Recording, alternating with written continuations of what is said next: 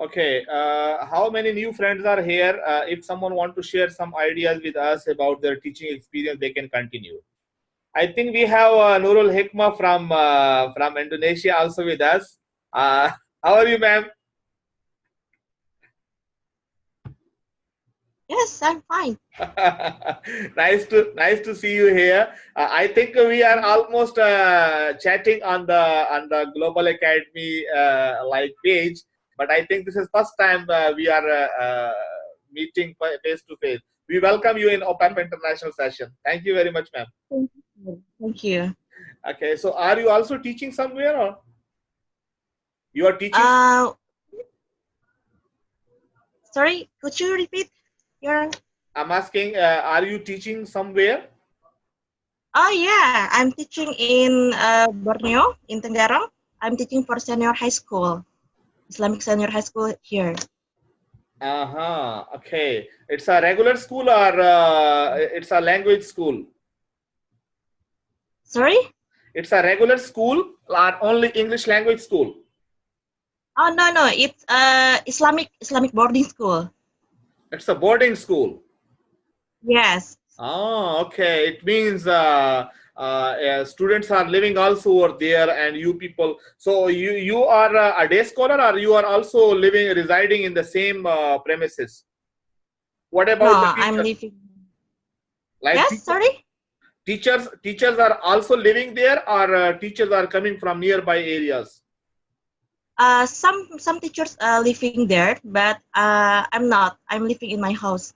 Okay, okay, Yes. okay, okay, okay, okay, okay. So it's up to which grade it is. This your school is. Sorry. Your school is up to which level? Senior high school. A senior high school. Okay, like you have grade 10, grade 10, 9, 10, like this. I teach all grade 10, 11, and 12. Oh, grade 12 is also there. Yeah, it's the last grade in senior high school here in Okay, Indonesia. okay. Like we want to know about schooling system in Indonesia. We take the opportunity because Sir Abi Adi is for 5-6 minute break, so we should take opportunity for this moment. So I like we asked from Karaman. We already learned about the Brazil schooling system, and we were very astonished to know that in Brazil, like there are summer vacation is in December, January, and February. Am I right, Karaman? Yeah. Oh, Yeah. and in Saudi Arabia, we are totally opposite because you see, we are facing June, July, August summer over here, while December, January, February we are having winter over here. While in Brazil, so what about Indonesia? Actually, that we don't have summer, we don't have winter like that because we just have 2 seasons here. So it's based on the semester here. So we end up the school in the 6 months. So semester 6 months per semester. So for year is 12 months. So the end of the semester that we have a long break about 1 month. No, you do not have any summer vacation like winter vacation in school? No, we don't have it. But actually, that in the fasting month, we have long holiday for that. What is the schooling session like? From which month it start? Like in Saudi Arabia, we have from September. Like today, in Saudi Arabia, schools are open. Today was the first day. Okay, almost. Some school will open from tomorrow because in Saudi Arabia, Sunday is open. Friday and Saturday is off, while Sunday is on. So yes, Caravan is little bit started. So, yeah, we have Friday and Saturday off over here, and Sunday is on. So so from September, yeah, this is the beauty. You see, Today to rest. this is the beauty of this session. We know about the culture, we know about different season, about the schooling. So this is like this is our objective of this type of forum. So we have so many friends from Africa, and maybe after 30 minutes they will join also. We will learn from them what is going on in South Africa, in Zimbabwe. We have so many friends in from education field. So, Nurul Hikmah, I want to know about Indonesia session. Like I already told you that we have from September. New session start from September, 1st September, and most probably it ends in end of the May. And then June, July, August, 3 to 4 months in Saudi Arabia is almost summer vacations. We do have some 10 to 15 days in December or in April. Okay, but long vacation we have in from June, July, and August. Okay. In our area, actually that we open the school on July, and we end the school on December. From Yeah. July to December. And then yes, July to December, and then we start like the second semester in January until June. Okay, you mean in June, your final exam is in June, okay, and then finish. Yes. Okay, okay. Welcome, Sir Adi. Thank you. Sorry. We were discussing with Nurul Hikmah about the Indonesia school holidays, vacations, everything, and we learned so many new things from her. Great. So yes, happy to know that we have quite a lot of people joining. And okay, and so did you have any questions? I mean, did you collect some questions from participants? Yes, I have one question. Then I will give chance to others because I'm very excited for your session. So this is my right. I will ask first because I am your good student. Always happy to have you in the class. Yeah. You make class become great class. Great class. Thank you very much. So, sir, what I understand from your explanation, what you explain, it's very you explain very well. What I understood, actually, you want to say that a leader main objective is to play with the game of with the mind of the participant, of the followers. They should leader should initiate them first, okay? So they will understand that this, my leader is talking about our benefit. Secondly, what I understand from your that a follower should set some goals, okay, and a leader should explain them how to achieve that goal.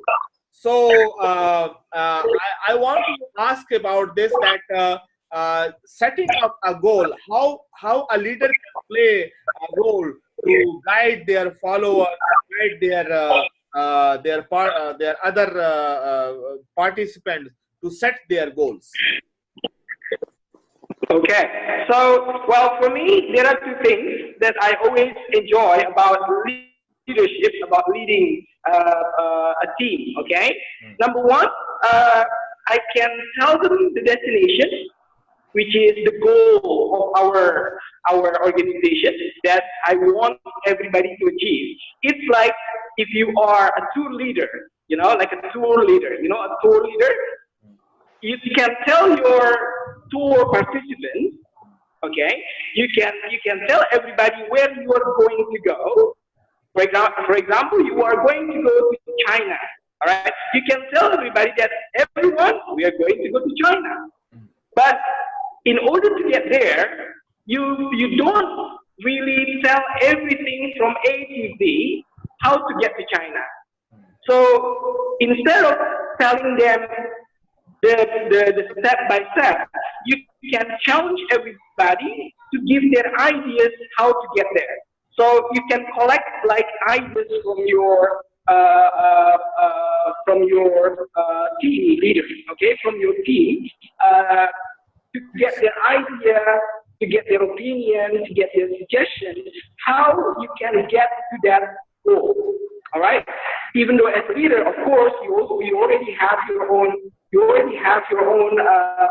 plans and strategic planning, basically how to reach the goal, how to get to the destination. However, for me, I prefer to challenge my team.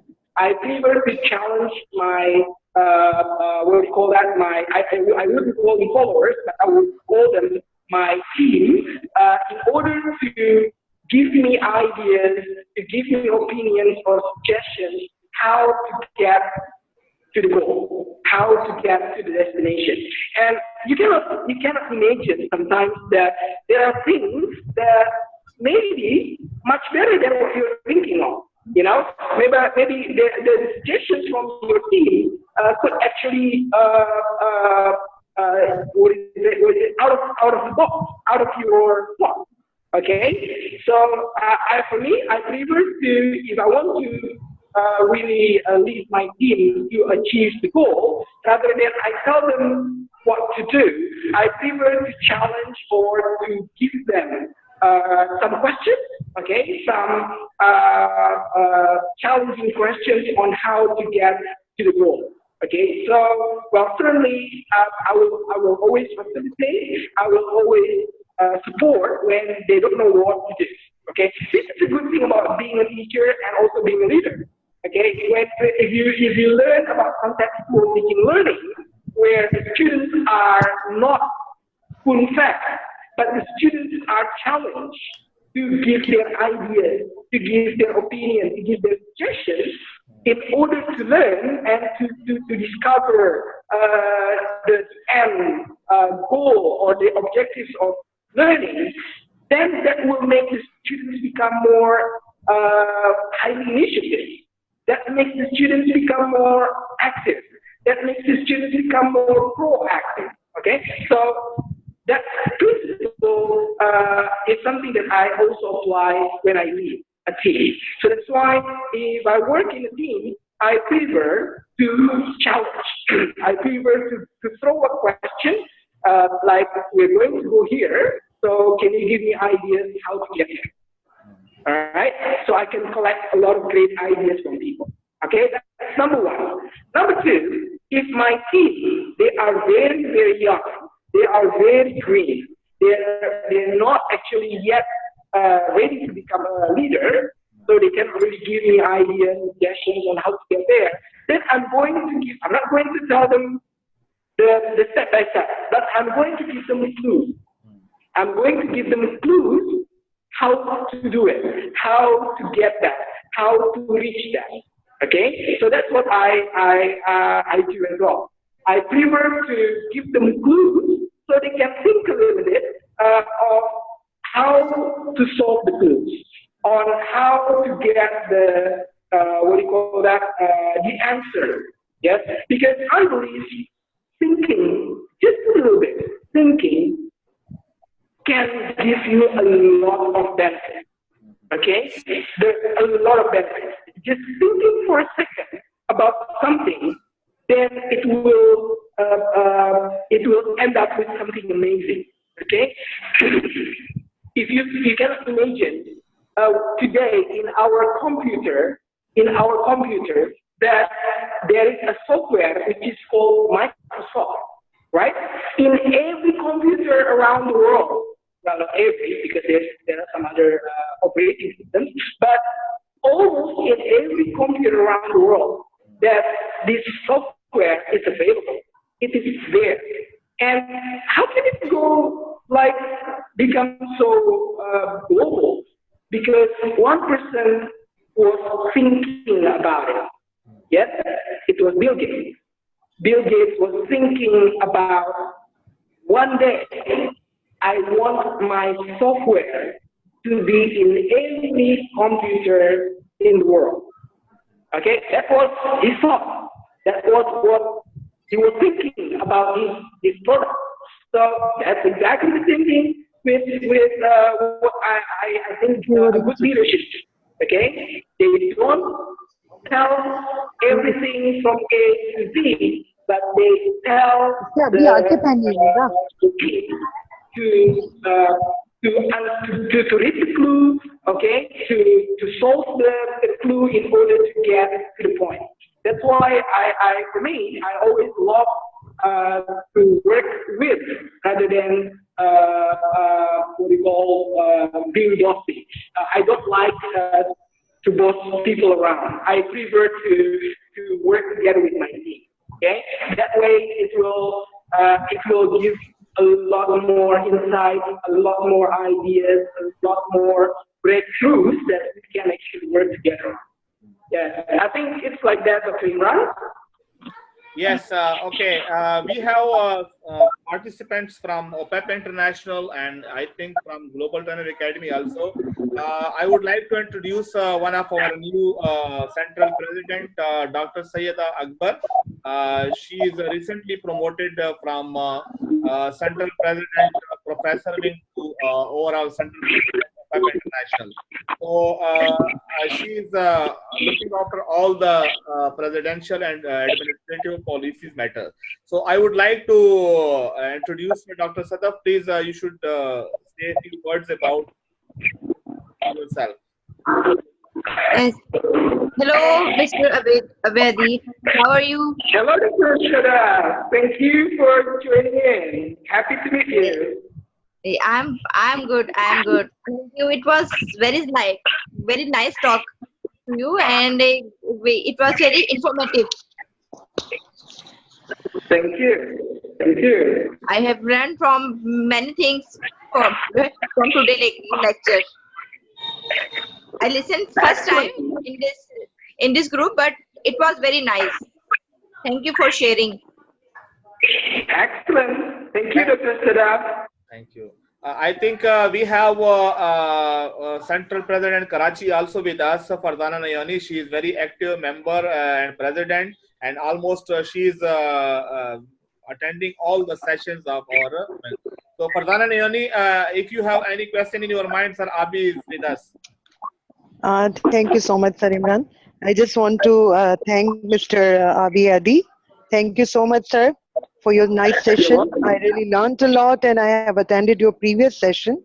That was really informative, and today's session was really good. And especially the thing that you say that leaders should promote or enhance or make new leaders. This is really very important. Leaders should empower people, not try to make followers, but try to make new leaders. So this is really important point. So thank you so much for the great information, and we are looking forward to you for your upcoming session, and inshallah we learn a lot from you. Thank you so much. You're very welcome, man. Thank you so much for having me. We welcome Wahid Hussain Sayyid from India. I think he recently joined us. Welcome, Wahid, sir. Hello, brother. Brother Fahid, how are you?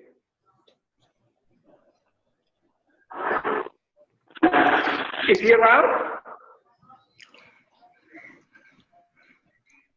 Hello, Sir Wahid. We welcome you in the Pipe International session.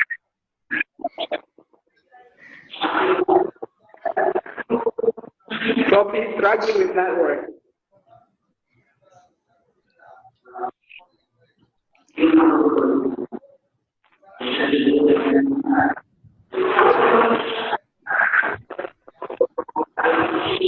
That's okay. Maybe when he's online, then we can share. He is facing some weak signal session. Okay, sir Adi, I have one question related the career counseling. As a leader, you are doing a career counseling session also. Especially you recently started in Dubai with some of other organization, because we are also planning for career counseling. We already announced and we gave task to Dr. Sadaf about the career counseling because you see especially the the postgraduate students, okay, they are looking for opportunities. So career counseling is playing very important role, and we as the head of the institutions, this is our moral responsibility to guide them about their proper the related jobs. So share some experience with us about this. Sure, sure. Okay. Do you want me to share it now?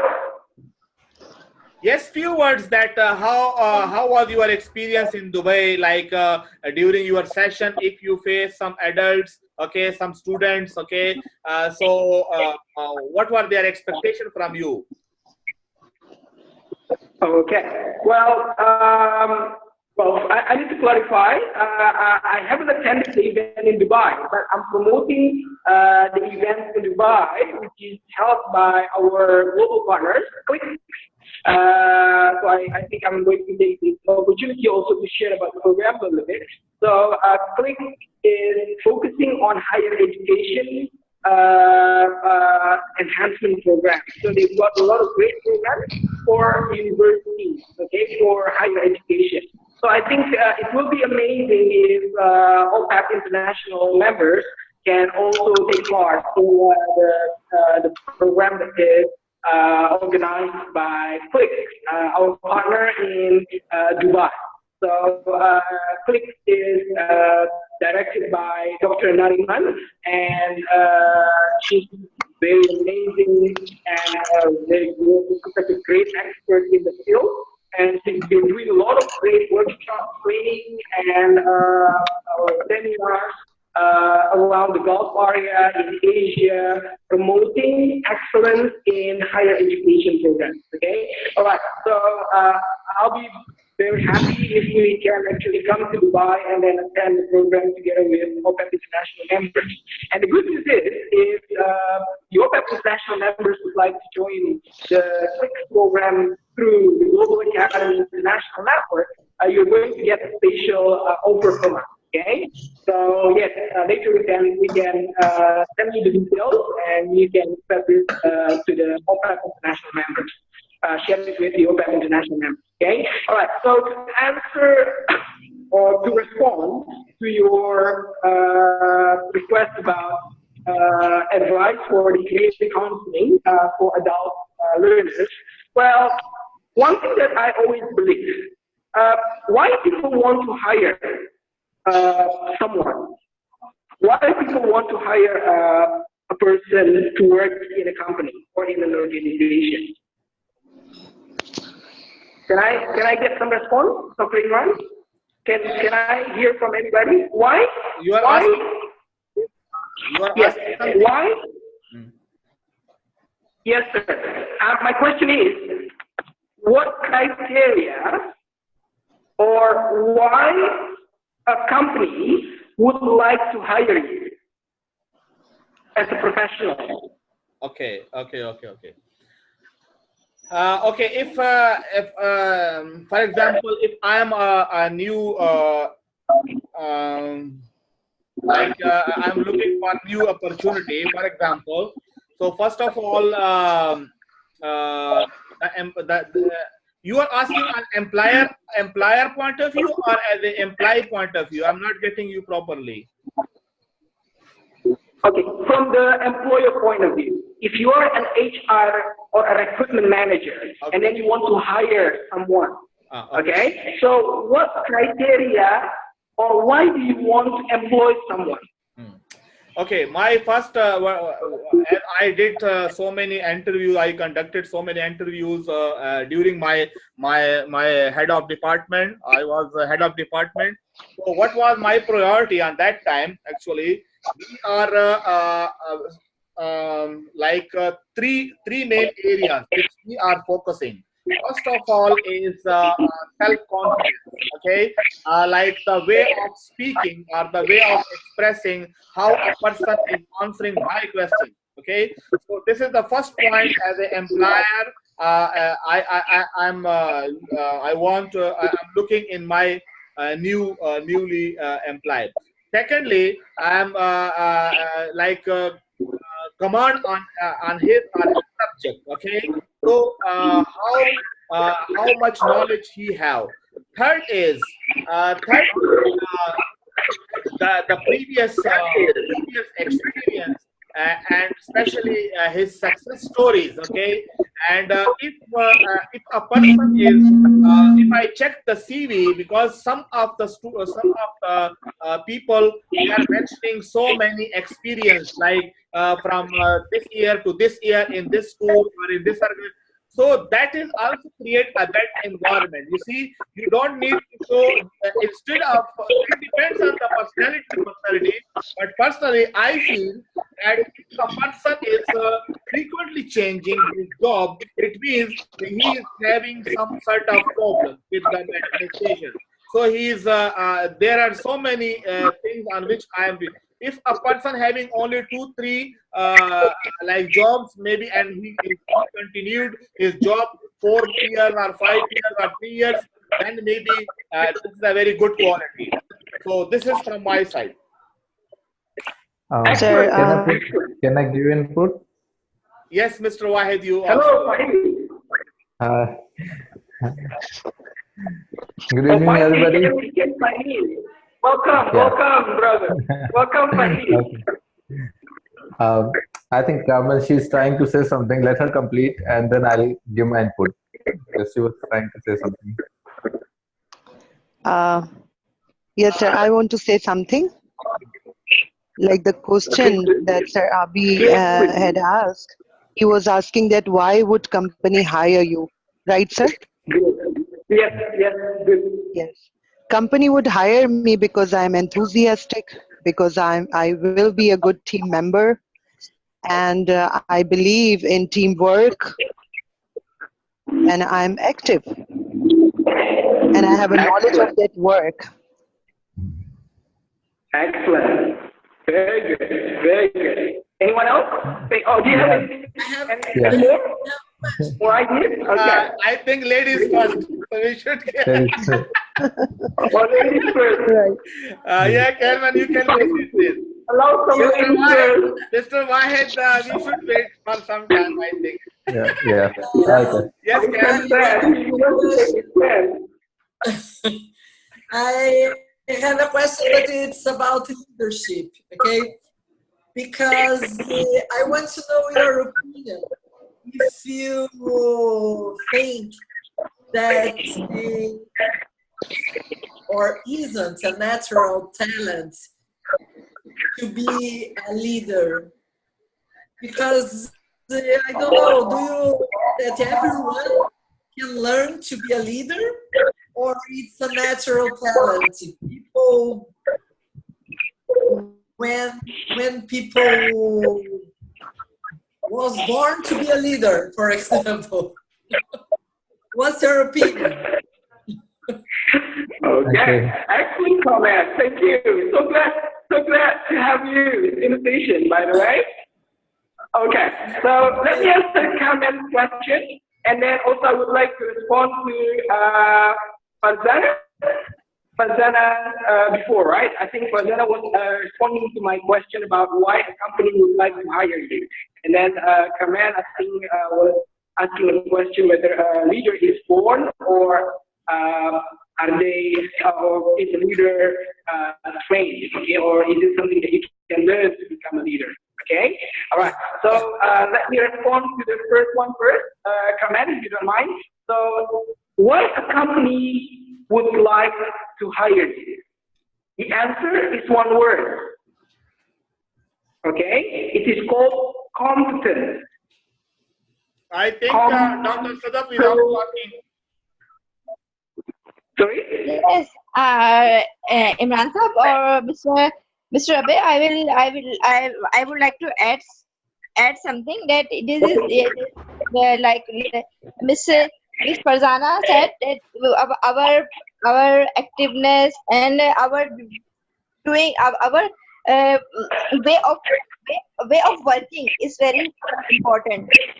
How do you work, and how much we are sincere with our organization or our institute, and how we deliver. I think it is Excellent. it is also important. Excellent, Dr. Sadaf. I agree with you. I also agree with Madam Farzana. So yes, like I said earlier, basically, why a company would hire you? Because of your competence. One word, competence. Competence. Okay, competence. So this competence has three elements. Okay, how can you be called to become competent? There are three elements. The first, you must have a K. The second, you must have an S. The third, you must have an A. Okay, K, S, A. What are they again? K, S, A. All right. So, what is the K? K is knowledge. You can be called competent if you have the knowledge of what you are going to do. Okay? So, for example, if you're a teacher, then you must have the knowledge of what you are going to teach. All right? You need to have the knowledge. If you are an English teacher, then you need to have the knowledge of English language.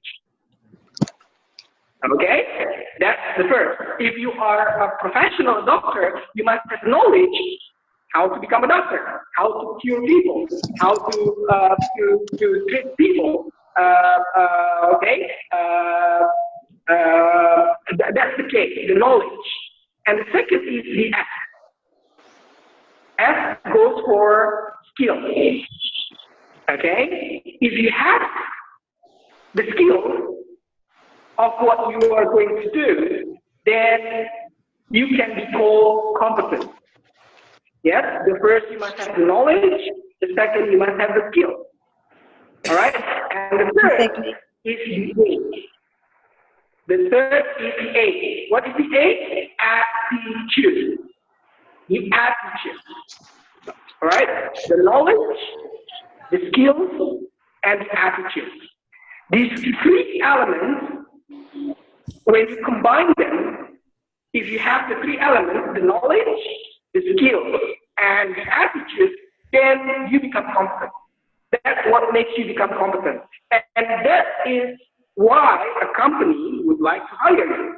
That's why, if I'm an HR director, if I'm an HR manager, a human resource manager, or recruitment manager, I want to hire you because you are competent. Okay? You have the knowledge, you have the skills, and you have the right attitude for the job. Okay. So for me, should I give some information? yes. Please Okay, do, Fahid. Okay, so I also believed in this thing, like one should have knowledge, one should have skills and attitude. But at some point, when we are hiring teachers, I'm talking specifically about teachers because every month I'm doing one or another interview for any of the institution. They're calling me up for the interview.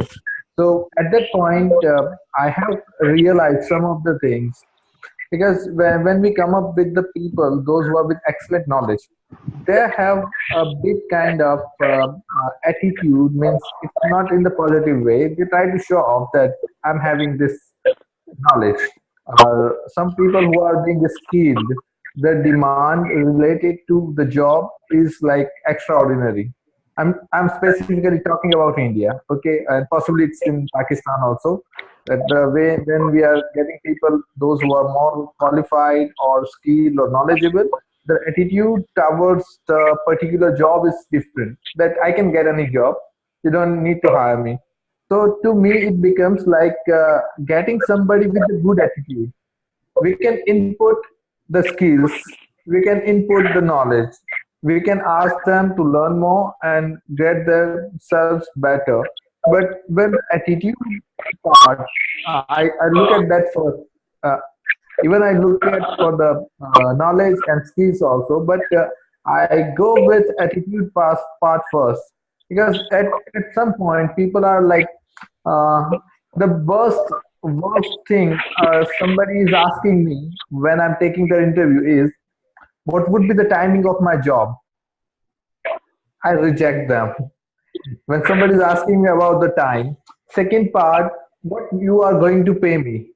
This is the second question which I really don't like, because this is the job for what they are putting me over here. I'm doing the job of HR right now, so I'll give you as per your skills and knowledge. But this is called something, I'm talking about the attitude, where so many companies are also struggling these days, and that is why that Imran Bhai just said that somebody is having the lesser experience. It happens because when the company is hiring somebody on the basis of knowledge only or the skills only, okay, the attitude part is missing. Okay, they want somebody to be a professional, and that person is not ready to be flexible with the job criteria, because when you're doing job you need to be flexible as per your company or owners rules and regulations. You cannot just simply go as per your things. You have to follow certain things by them. So during that time, one person cannot adjust, and then the company has to. You might have seen that even in between of the sessions. If we are educators, we know that nobody can leave the school in between the session, like half term. And nowadays, the people are leaving the job on the spot, like on the same day. They're not even ready to inform. They are just leaving because they have got different job. So at some point, what I feel like, it's like issue with the working attitude. Yeah. So this is what I was just trying to say. Agree. Thank you, Fine. A very good point. A very good point. Okay, and I totally agree with you that attitude determines more than 90% of someone's success. Okay, attitude, 99%. Well, more than 90%. Some people call even, or some people said, 99% of your success depends on your attitude. I agree with that. Okay, so however, because we are in a professional world, we cannot only rely on the attitude itself. Because a very good person, if they cannot do the job, they don't have the knowledge and the skill, it also becomes a liability. It becomes a burden for you. Okay, a good person with a good attitude, with a good knowledge and a good skill, then you have a good asset. That's what you call an asset in a company, all right? So that's why people like Bill Gates, people like Mark, the Facebook owner, Mark Zuckerberg, people like Jeff Bezos, people like Richard Branson, the Virgin Air owner. These people, they really look at these three things in their company, in their employees. Okay, even sometimes they don't even call them employees. Okay, they really allow their employees to express themselves in their own way. Even they don't really they're allowed if they don't want to work. You know, like in Microsoft, they allow people to work anywhere they want. They don't really have to come to what we call to the office, but they can actually work wherever they think they can be productive. All right, which is amazing. I mean, like, it's something that's probably a little bit out of the box. Okay, it's not common, but that's what makes people become productive. Yes, again, if you listen to the teaching, it's quite similar when you are handling students who are difficult to sit down, hyperactive. Okay, remember there are three kinds of students. Some students are probably visual, some students are probably audio learners, some people are kinesthetic. Okay, students who are kinesthetic, okay, students who are bodily active, you cannot tell the student to sit down and be quiet because they learn by moving their body. Yes, we cannot push them to sit down and then don't do anything. This student will feel tortured because that's not his nature. His nature of learning is by moving around. So as a teacher, then you need to facilitate that need. Okay, and that's what the student needs. So the same thing like working in a company. So that's why I prefer to ask what you like to do best. With my team, I prefer to ask my team what you like to do best, what you think you feel that you can be very good at. So then we work on that area for you, and then you can lead the area, and you can be the greatest leader in the area.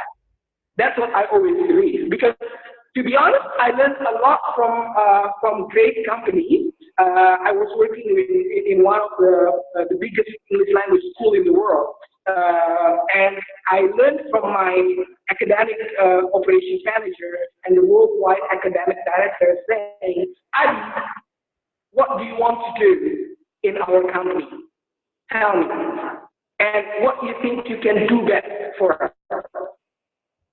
And that's what I think made me become very productive. I did what I enjoyed, I did what I liked, and I did what I could perform best. And I became the best employee almost around the year. So that's why I could get my career very quickly. Starting as a teacher and then promoted to become teacher coordinator, promoted to become the director of studies, because I did what I enjoy, I did what I love. One person quoted this, and I remember this all the time. Do a job that you love, and you will never work in a day. Okay? Do a job that you love, and you will never work a day. Yes? Because you love it. Like what I'm doing now, I love what I'm doing. Dealing with you guys, with great teachers like yourself, Fahim, like Carmen, like Dr. Sadah, Dr. Imran, Madam Fazana here. So we are dealing with great people, and I'm doing this as a joy. I love it. So I don't feel like I'm working. But actually, this is working for me. Okay, while people are sleeping, now I'm doing this presentation and I'm doing this work together with me. But I don't feel like I'm working. I feel like I'm having fun. Okay, so for me, this is something amazing. True. So, Okay. generally, when I have also worked with the corporate kind of things, and when we are in corporates, and when the corporates get into the education, it's really funny part because they want the educators to work like the corporate workers. So when I have worked in that way, the funniest incident happened with me. It was like I had the shift. It means I used to teach like morning 8 to continuously up to 4:30. Okay, my sessions are like full of sessions. I couldn't even get time to have my lunch.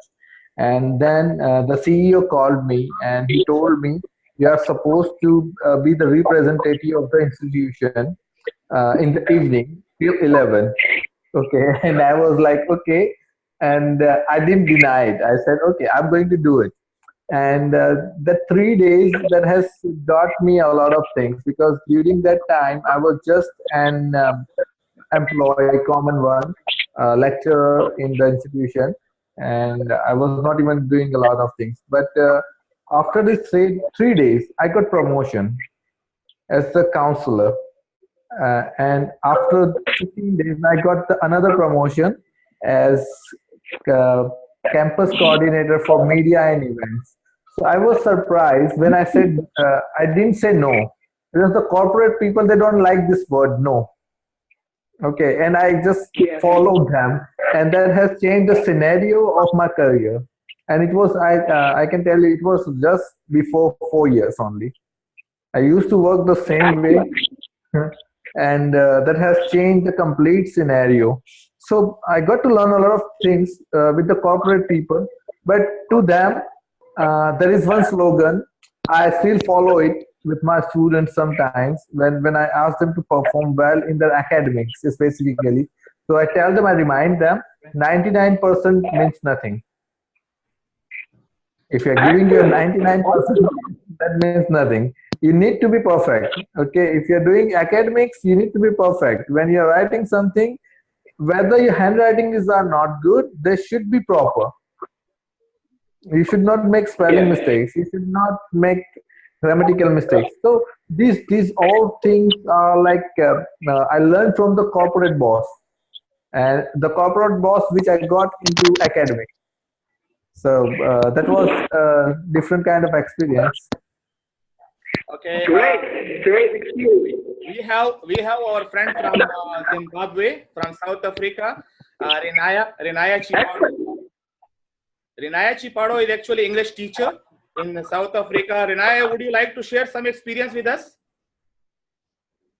Yes, thank you. And how are you? It's my pleasure. Hello. Hello, How are you, Renaya. man? So glad to meet you. Yeah, it's my pleasure to be part of the platform, and my appreciation for that. Excellent. So, Renaya, would you like to share some experience with us? Okay, yes.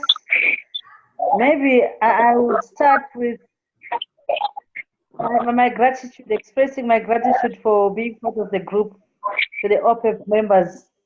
I want to say thank you so much for the invitation. Like the introduction given, I am Munyararo Chipere from Zimbabwe in South Africa. And yes, I have something to share on some classroom stories. Sure. You continue. Don't mind, can I? Yes. Okay, I would start with